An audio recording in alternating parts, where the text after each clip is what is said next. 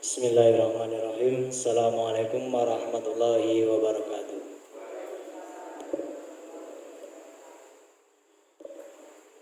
Alhamdulillah. Alhamdulillahirabbil alamin.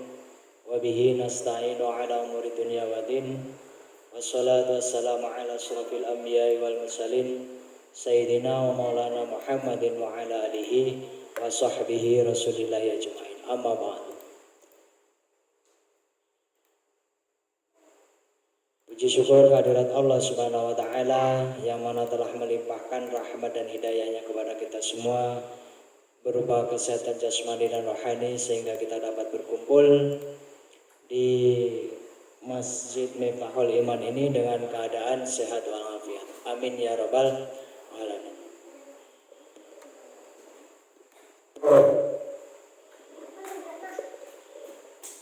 Salawat serta salam tidak lupa kita junjungkan kepada Nabi kita, Nabi besar Muhammad sallallahu alaihi wasallam beserta keluarga, sahabat dan umatnya yang insya Allah kita semua termasuk golongan umatnya hingga akhir zaman nanti, dan mudah-mudahan kita semua termasuk golongan umatnya yang mendapat syafaat di yaumil akhir. Amin ya rabbal alamin. Yang terhormat bapak-bapak, ibu-ibu jamaah Masjid Miftahul Iman yang insya Allah kita semua dimuliakan Allah Subhanahu wa taala pada kesempatan malam hari ini. Sejatinya kita pada malam hari ini, kalau kita lihat dari belakang, pemanasan amal ibadah, amal-amal ibadah kita, amal amaliyah kita mungkin sedikit naik turun karena kepenaan ibadah ning omah biasanya. Jadi tetap kudu mancing melih, pakai pemanasan terus. Tetap harus tanamkan dalam diri kita, menanamkan semangat amal ibadah kita. Karena sejatinya salah satunya kalau kita semangat dalam beribadah, semangat dalam amal beribadah, memperbaiki ibadah, memperbanyak amal ibadah, insya Allah hidup kita juga semakin diperbaiki. Sinten sih memperbaiki? Gusti Allah. Gini apa? Asalkan kita punya kemauan diri. Siapapun diri kita masa lalu, siapapun diri kita kemarin, tapi tetap tanamkan dalam diri kita niat amal ibadah, memperbaiki amal ibadah, memperbaiki ibadah kita, memperbanyak amal soleh kita, maka secara otomatis Allah juga akan menolong diri kita. Termasuk salah satunya sekarang ini sudah mulai kembali seperti semula, maka meramaikan masjid tetap hati-hati. Alhamdulillah, mudah-mudahan dengan semangat kita berangkat dari rumah, walaupun mbak siswa rumahnya cedak, golek amal ben oke, walaupun mubeng ya tetap dihitung amal. Nggih ngoten lho. Yang jauh, yang dekat tetap akan dalam ibadah, amal ibadah soleh. Nggih ngoten. Mudah-mudahan niku permulaan yang kita mukadimah sing saged kula sampaikan. Kita lanjutaken pemanasan minggu kemarin, sampun pemanasan. Mudah-mudahan kita wis panas. Maksudnya panas niku panas semangat meneh. Tambah hangat. Jarene Mbah Nasri tambah hangat. Mudah-mudahan tetap hangat iman dan takwa dalam hati kita. Amin ya rabbal alamin. Kita kebetulan 1 bulan ke depan niki insya Allah 4 kali pertemuan meleh kita akan menemui yaitu Hari Raya Idul Adha. Maka kesempatan pada malam hari ini sampai hari H, niki materi ini kula pundhut pemahaman kita tentang tanya jawab seputar kurban. Jadi sebelum kita memasuki hari H, minimal mungkin yang sudah kita ketahui selama ini menambah-nambah wawasan. Kalau lupa untuk mengingat kembali, kalau yang belum untuk menambah wawasan. Yang sudah pernah tahu, sudah pernah ingin untuk mengingatkan kembali. Karena sejatinya kalau ngingat ke ilmu angel, tapi kalau kita nggak sesering mungkin untuk mengamalkan, ya tetap hilang. Kulo mawon apa yang dulu saya pernah dapat di pondok, dulu pernah dapat di madrasah aliyah, dulu pernah dapat di kampus kuliah setain, itu ya juga tetap diulang-ulang lagi. Karena 5 tahun vakum, otaknya nggak dipakai, pemikirannya nggak dipakai, dia lali. Gini apa bener? Jangankan itu, lawang duit deleh wae lali, apa meneh ilmu. Karena ilmu itu kalau nggak kita terapkan, boten enten manfaat seperti itu. Nah, niki kebetulan kita ambil 33 tanya korban inggih menika bukunipun Ustadz Abdul Somad. Mudah-mudahan apa yang kita pakai referensi ini menambahkan wawasan kepada kita, karena ini saya ambil untuk memudahkan kita memahami. Karena bahasa yang beliau tuliskan dalam buku ini bagi kula, kalau bagi saya itu mudah dipahami. Mudah-mudahan dumateng jamaah saged dipun pahami. Mudah-mudahan iku mawon. Nah niki kula pertawali saking pertama nggih menika tentang apa makna kurban dan kapan disyariatkan kurban.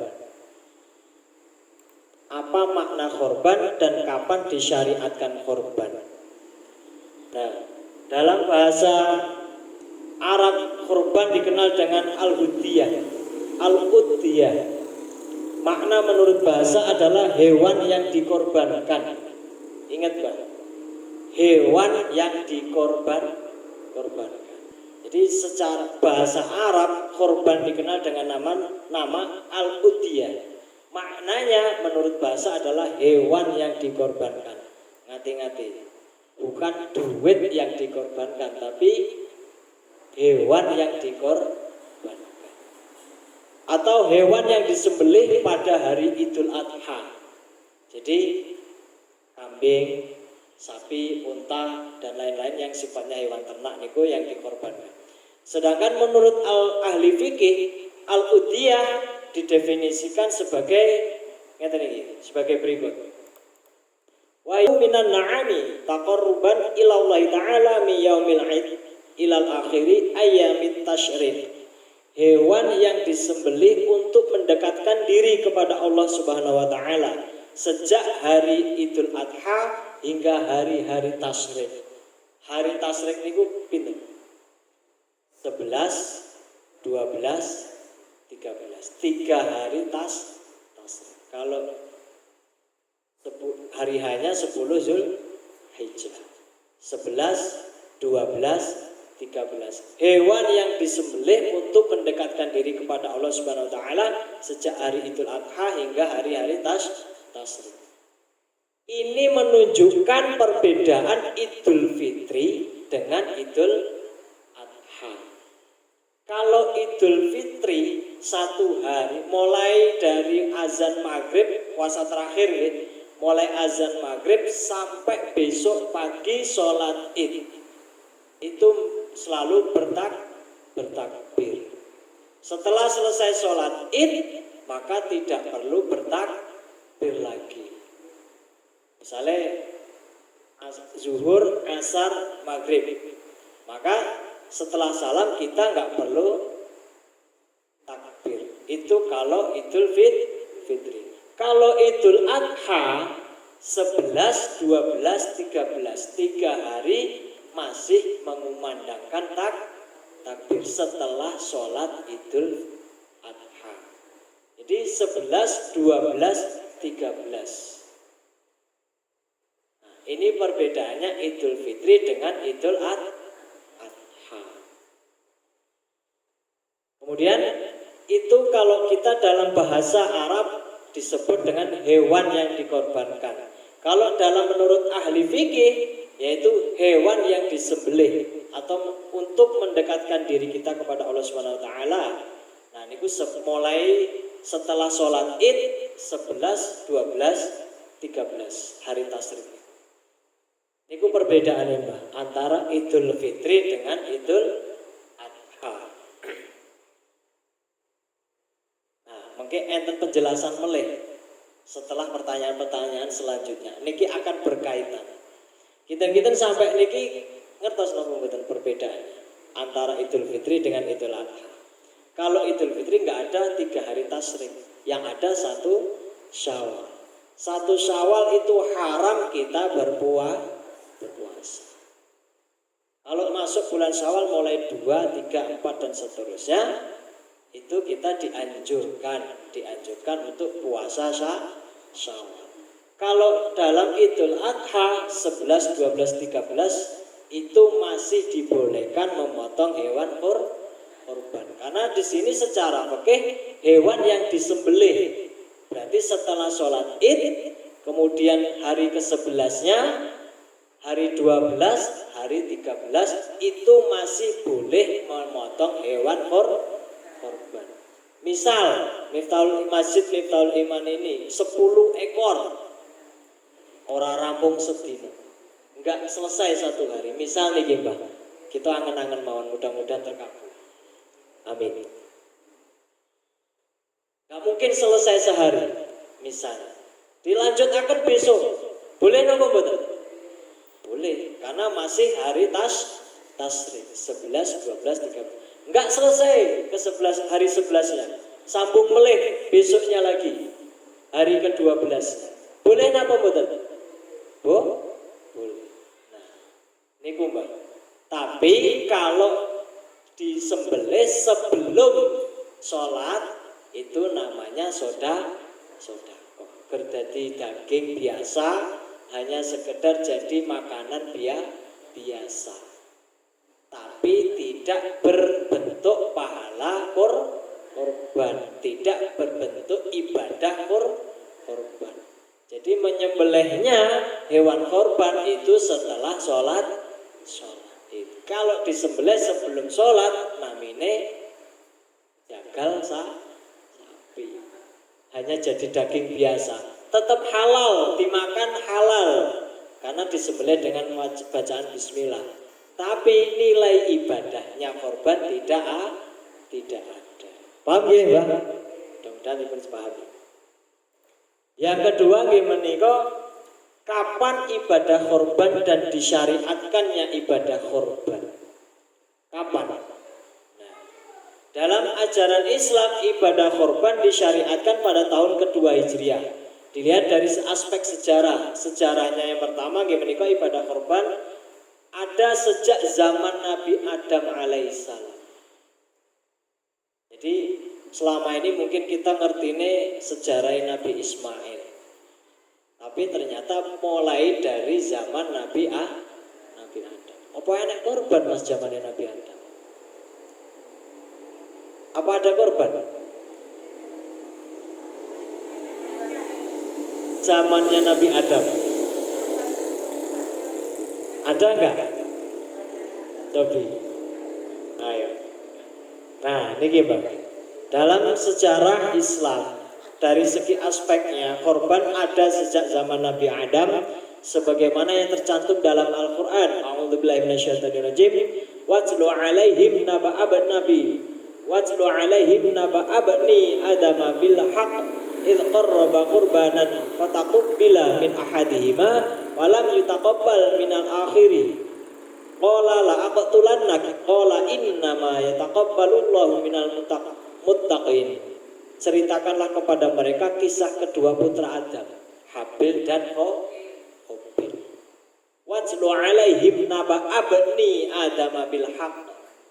Jadi ceritanya Habil dan Qabil niku sudah ada korban.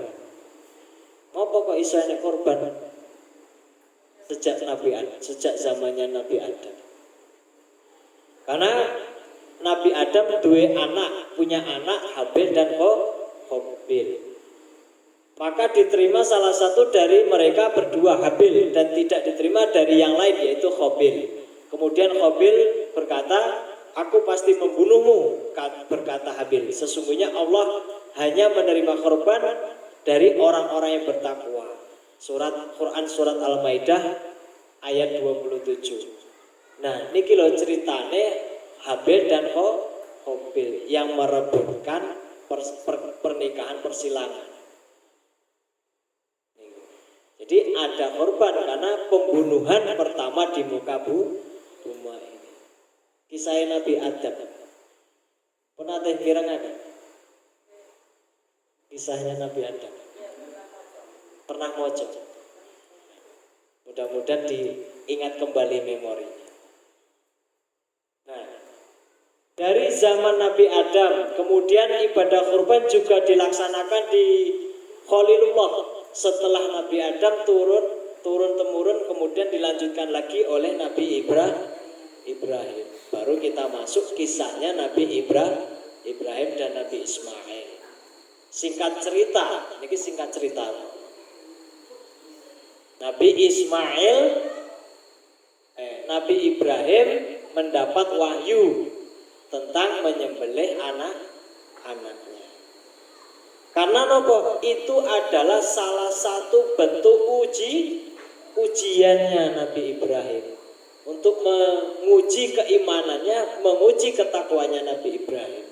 Salah satu anak yang paling dicintai kemenika Nabi Ismail. Dikon mateni. Iya, piye rasane? Mana apa betul? Karena ketakwaannya Nabi Ibrahim sehingga dilakukanlah wahyu itu. Setelah itu Allah menggantinya dengan hewan korban. Waktu itu hewannya digantinya kan domba. Nah, ini pokok utama dulu. Nah, ini kalau sekat riyen. Ternyata hewan pokok utama, hewan korbannya itu adalah domba. Waktu itu yang diturunkan untuk menggantikan Nabi Ismail. Falamma balagha ma'ahu sa'a ya qala ya bunayya inni ara fil manami anni adbahuka fanzur madza tara qala ya abati al ma tu'maru satajiduni insyaallah minas sabirin. Maka tatkala anak itu sampai pada umur sanggup berusaha sama-sama Ibrahim, kemudian Ibrahim berkata, "Hai anakku, sesungguhnya aku melihat dalam mimpi. Mimpi Nabi niku berbentuk wahyu. Lek mimpine kula bukan wahyu. Mungkin keangen-angen apa sing rong kelakon dadi kemimpi-mimpi. Misalnya pengen duwe omah sampai ke mimpi-mimpi itu bukan wahyu. Nah, maka pada dasarnya seperti itu. Sesungguhnya dalam mimpinya Nabi Ibrahim itu berbentuk wahyu, maka perlu bagi orang yang beriman dan bertakwa kita meyakini bahwa itu perintah Allah. Seperti itu. Bukan karena pengennya Nabi Ibrahim sendiri. Berarti perintah Allah. Hukumnya adalah bahwa kita dianjurkan bagi yang mampu. Karena waktu itu bagi Nabi Ibrahim dan Nabi Ismail itu bersifat perintah karena berbentuk wahyu. Waktu itu bersifat perintah. Seperti itu. Terus bagi kita hukumnya apa, Mbak? Bagi diri kita. Uang biasa yang bukan Nabi. Perintah apa betul? Bingung.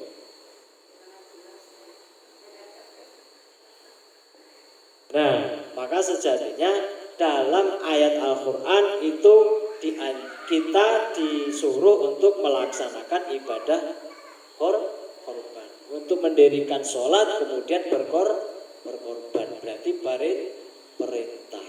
Perintahnya niki hukumnya nopo. Nah, makanya perlu kita pahami riyen. Kita harus tahu dulu asal muasalnya dulu. Kita harus tahu dulu sejarahnya dulu. Kita harus tahu dulu sirahnya dulu. Sirah ini sejarah. Supaya kita paham dulu. Jangan langsung kita vonis hukumnya koyok ini. Oh, ngertiku gur koyok ini. Tidak seperti itu. Maka kita harus pahami dulu sirahnya.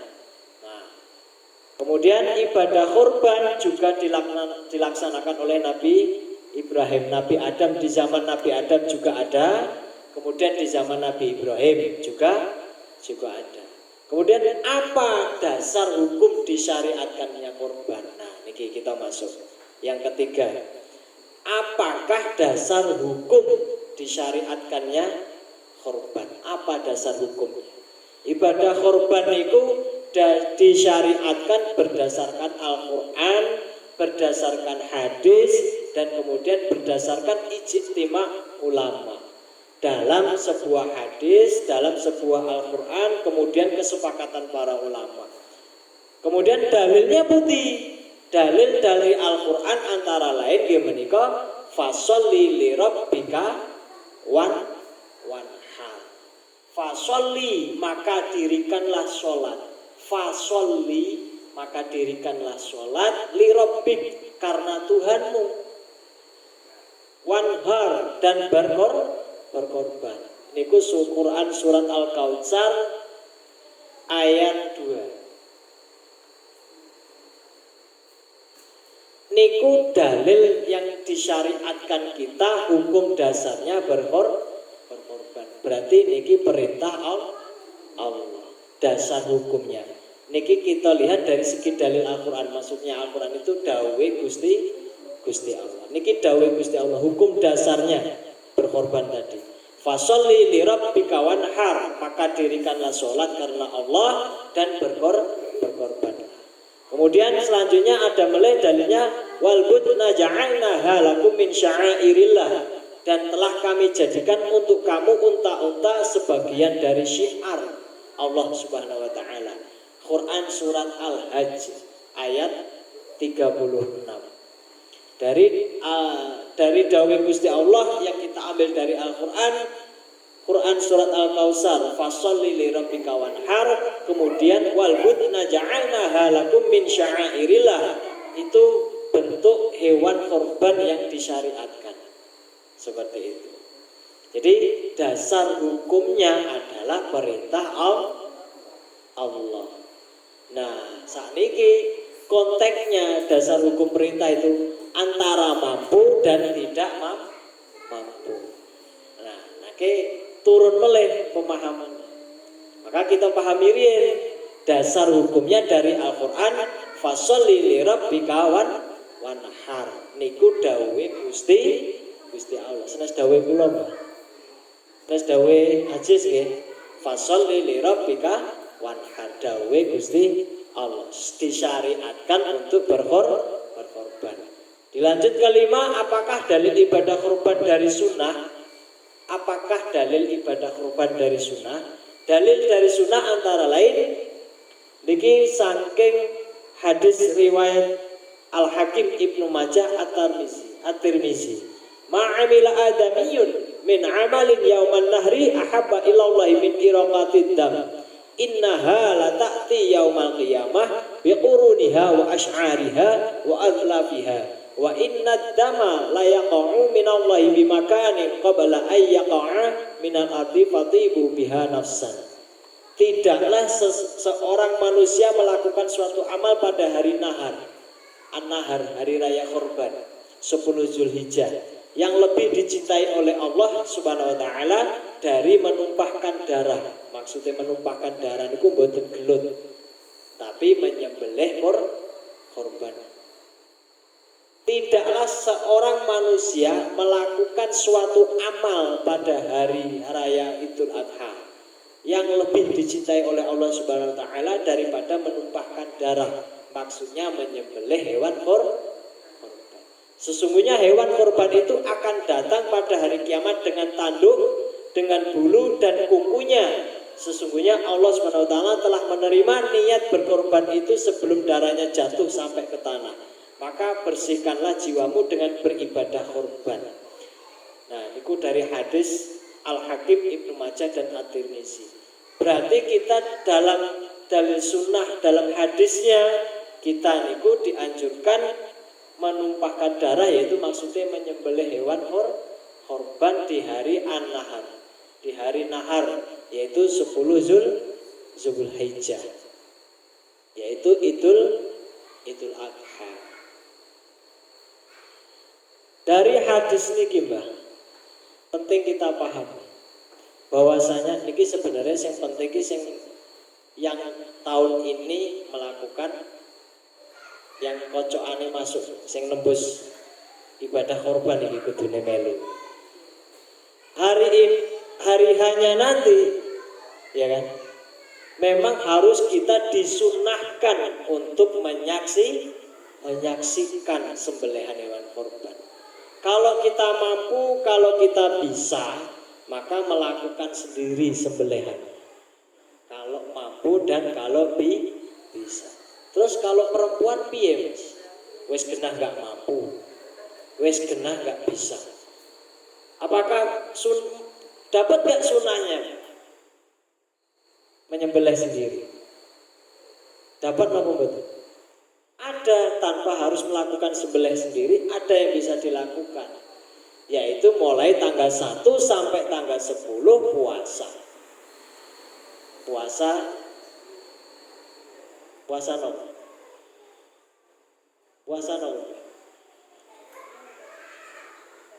Mulai tanggal 1 sampai tanggal 10. Sunahnya kalau bagi perempuan, ya termasuk bapak-bapak juga, seluruhnya umat Islam, kita dianjurkan mulai tanggal 1 puasa sampai 10 Zulhijjah. Tidak Mbak, boten harus. Lek harus berarti hukumnya wajib. Itu sah. Tidak diharuskan, disunahkan. Hukumnya sunah, dilakukan dapat pahala, ditinggalkan boten napa. Sesekali dilakukan dan sesekali ditinggal. Sesekali dilakukan boleh, sesekali ditinggal nggih boleh. Tidak harus. Kalau harus hukumnya wajib. Jadi salah. Ngati-ngati Mbak. Jadi jangan mewajibkan sesuatu yang tidak wajib. Kalau memang sifatnya sunnah, kalau kita ingin sempurna amal ibadah kita dalam ibadah korban, terutama yang berkorban tahun ini, salah satunya menyempurnakan amaliyah-amaliyahnya mulai dari tanggal 1 sampai tanggal 10 Zulhijjah. Salah satunya puasa bisa dilakukan. Yang kedua, mungkin enten melih. Selain puasa tadi. Dalam hadis lain, doa Rasulullah sallallahu alaihi wasallam bikabsyainin amlahain aqranain fara'atuhu wadi'an qadamahu ala shifahiha yusammi wa yukabbiru fadbahuha biyadihi. Rasulullah SAW berkorban 2 ekor domba berwarna putih, bersih dan bertanduk bagus. Aku melihat Rasulullah SAW meletakkan kakinya ke atas sisi tanduk sebelah kanan hewan korban itu sambil menyebut nama Allah dan bertakbir. Rasulullah SAW menyembelih kedua hewan korban itu dengan tangannya sendiri. Maksudnya nopo hadis ini? Berarti dianjurkan, disunahkan menyembelih hewan korbannya sendiri bagi yang bisa dan yang mampu. Kalau nggak bisa dan nggak mampu, pripun mas solusi? Diwakilkan. Nanti enten babnya lagi kita bahas diwakilkan. Jadi langsung terjawab kita. Gini apa betul? Langsung terjawab. Gak bisa melakukan sendiri, boleh diwakilkan. Nah, makanya kita bahas mulai teknis wakil ini piye. Apakah pada saat penyembelihan ini harus kita hadir? Apakah harus? Apakah tidak? Misalnya salah satu anggota kelompok korban kita ada yang dari Bengkulu, si Mas itu, Mas Sepik. Nah, misalnya tahun ini misalnya keluar namanya, apakah dia perlu datang ke sini nopo mboten? Nah, nanti kita bahas masalah. Itu salah satunya. Dari sebuah hadis ini menunjukkan bahwa Maknanya bahwa Rasulullah SAW menyembelih hewan korban itu dengan tangannya sendiri. Berarti Kanjeng Nabi melakukan ibadah korban dengan menyembelih hewan korbannya sendiri. Gini apa betul? Niki sunnahnya. Lek buatan sakit, kalau tidak mampu, kalau tidak bisa, tidak diwajibkan motong sendiri.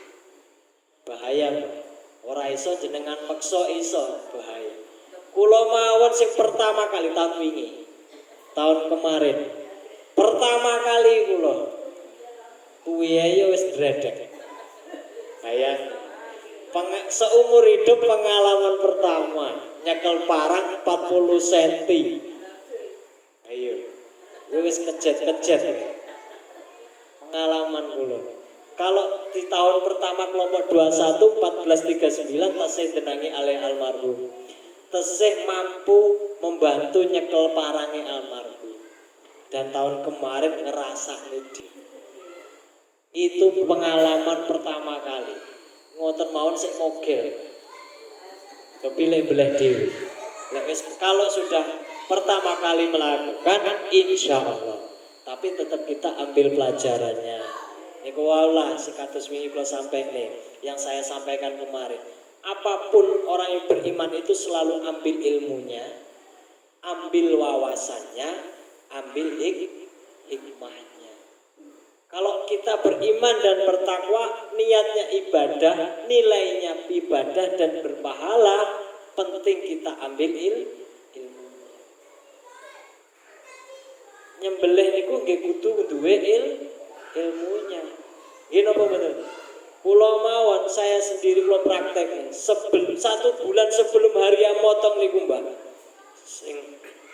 Mulai dari nonton tutorial YouTube, mulai dari konsultasi sama yang sudah pernah melakukannya, mulai seko gamane, mulai yang pengalamannya, waduh kejelimet. Persiapannya 1 bulan full. Yang ahline gaman ya yang ahline gaman. Yang ahlinya pengalaman pernah motong nggih kula konsultasi. Ya tetap belajar. Nggih napa mboten? Begitu hari H ngegol juga. Redek. Itu pengalaman pertama. Pengalaman niat dalam beribadah. Niku salah satunya, Pak. Kemudian selanjutnya nggih menika apa hukum berkorban? Hukumnya berkorban itu nopo? Hukumnya berkorban 10 menit mulai. 10 menit. Hukum berkorban, hukumnya yaitu sunnah muakkadah. Nopo artinya sunnah muakkadah? Bagi yang mampu. Seandainya tidak ada kumpulan kelompok korban, yang 21 kontraknya 3 tahun, yang kelompok 14 kontraknya 2 tahun. Kalau kita ikut kelompok 21 selama 3 tahun, kita minimal sekali berkorban. Berarti wis nate nglakoni ibadah korban. Kalau soal patungan, soal kumpulan, soal arisan, itu bentuk ikhtiar kita berusaha untuk melakukan ibadah berkorban. Ikut kelompok, kontraknya 3 tahun. Selama 3 tahun pasti melakukan ibadah korban sekali. Luweh afdal, luweh apik, luweh becik katimbang orang nglakoni. Ngoten. Gini apa betul? Nah, terus kenapa kok bisa terjadi kelompok 21? Kenapa kok bisa terjadi kelompok 14? Mungkin ada dasar hukumnya tertentu. Kaitannya ada. Makanya sakit kita bahas. Berkorban hukumnya sunnah muakkadah bagi yang mampu melaksanakan, bagi yang mampu ngelakon. Kalau kita berusaha ikut kelompok korban, nyicil setahun sekali 700.000 kelompok selikur selama 3 tahun, dan itu setahun sekali 700. Tahun pertama 700, tahun kedua 700, tahun ketiga 700. Selama 3 kali, sekali kula pernah nglakoni ibadah korban. Kula derek kelompok 21. Saya ikut kelompok 21. Mulai 1339 Hijriah masih ada almarhum pemotongan pertama. Kemudian di hari kedua, di tahun kedua 1440 tesemun apa mboten?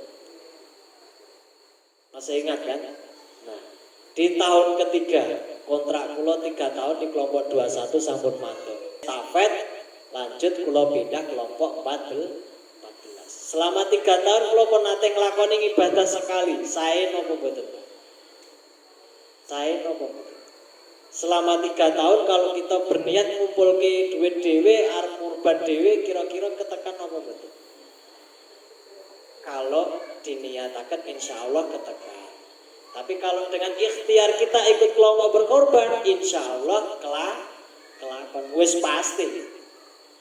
Setahun pertama jatahnya 7 orang, tahun kedua 7 orang, tahun ketiga 7 orang. Selesai nopo mboten? Selesai. Nah, kelompok itu adalah bentuk ikhtiar kita. Berarti hukumnya sunnah muakkadah bagi yang mampu melaksanakan. Berdasarkan hadis yang diriwayatkan Ibnu Abbas, ia berkata, sami'tu Rasulullah sallallahu alaihi wasallam salasun hunna alayya faraidu walakum tatawwu al-witru wan nahru wa sholatu duha. Ada 3 perkara yang wajib bagiku dan sunnah bagi kamu. Sholat witir, menyembelih korban, dan sholat duha. Maksudnya wajib itu bagi Kanjeng Nabi. 3 hal yang diwajibkan bagiku, maksudnya niku Kanjeng Nabi, dan sunnah bagimu, maksudnya kaum Kanjeng Nabi, umat Kanjeng Nabi. Sholat witir niku damel Kanjeng Nabi wajib. Menyembelih korban bagi Kanjeng Nabi wajib. Dan sholat duha bagi Kanjeng Nabi wajib. Niki dalilipun. Hukumnya untuk Kanjeng Nabi wajib, tapi damel umatku tidak wajib, maksudnya sunnah. Kalau mampu dianjurkan melakukan, kalau tidak mampu tidak apa. Salah 3 wajib bagiku dan sunnah bagi umatku. Nggih menika salat witir, menyembelih korban, dan salat duha. Hati-hati.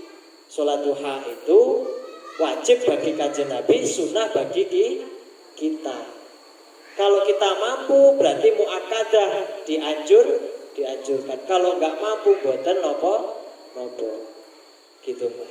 Kalau mampu, lek kober nglakoni sae. Kalau nggak kober atau nggak sempet boten nopo. Namine sunnah, sesekali ditinggalkan nggak apa-apa, sesekali dilakukan juga tidak apa. Maka sekali tetap konteksnya kula sampaikan meleh, jangan mewajibkan sesuatu yang tidak wajib. Dasar hukumnya dulu dipegang. Niku riyen mudah-mudahan sakit kita pahami. Insya Allah pertemuan ke depan kita perbanyak lagi pengetahuan-pengetahuannya. Mudah-mudahan sakit bermanfaat, khususipun damel kula lan umumipun damel sedaya jamaah. Mungkin sakit nambah wawasan, mungkin menambah ilmunya, dan termasuk khususipun jamaah Masjid Miftaul Iman. Insya Allah kita selalu semangat dan terus berupaya mempertahankan ibadah korban dalam spirit kehidupan kita sehari-hari. Niku mawon sisa kula sampai ini, mudah-mudahan bermanfaat. Kula hamba Allah yang dhaif, hamba Allah yang fakir. Bila enten luput, salah omong, salah ucap, salah kata, mohon maaf yang sebesar-besarnya. Kula akhiri wabillahi taufiq wal hidayah wal ridha wal inayah wal syafaati Rasulillah. Wassalamualaikum warahmatullahi wabarakatuh.